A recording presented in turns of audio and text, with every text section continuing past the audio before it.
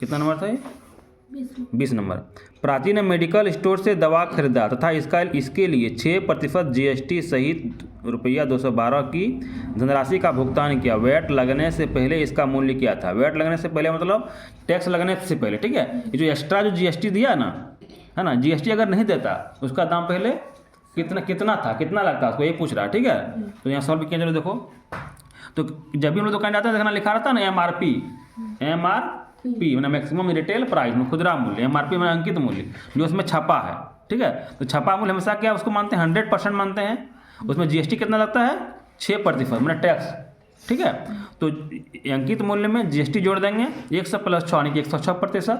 और ये मेरा हो गया कॉस्ट प्राइस। अब यहाँ पे ये मेरा लागत लग रहा है ना। GST क्या होता है अलग से लेता है, जितना मूल्य छपा रहेगा उसके बाद भी GST बहुत सारा दुकान में जोड़ता है कि इतना % GST लगेगा, ठीक है।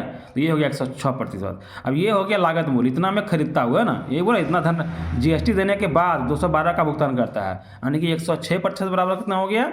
212। इसको बोलते हैं यूनिटरी मेथड में एक ही नियम, नहीं। तो 106% बराबर हो गया 212 रुपया, इसलिए 1% हो गया 212/106 यानी कि काट के 2 रुपया आ गया 1% बराबर। इसलिए ये अंकित मूल्य कितना है मेरा?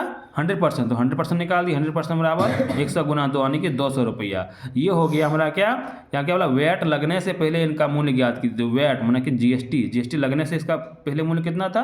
200 रुपया। लेकिन जब GST लग जाता है 6% तो उसका मूल्य हो जाता है 212 रुपया, ठीक है। ये हो गया GST लगने से पहले मूल्य, ठीक है। अब बोलेगा क्या कि कितना रुपया GST लगा, है ना, कितना रुपया GST लगा। ये तो हो गया GST लगने के पहले मूल्य। GST कितना रुपया लगा तो परसेंटेज में कितना लगा?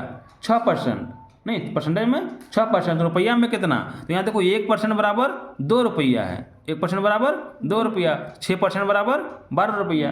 वैसे भी देखो यहाँ 200 आया क्या हमारा अंकित मूल्य, और दाम कितना पड़ा? 212 पड़ा था, मैंने 200 में 12 बढ़ रहा है, इसका मतलब 12 रुपया GST लगा था। जिस तरह क्वेश्चन पूछे उस तरह आंसर हो जाएगा, ठीक है।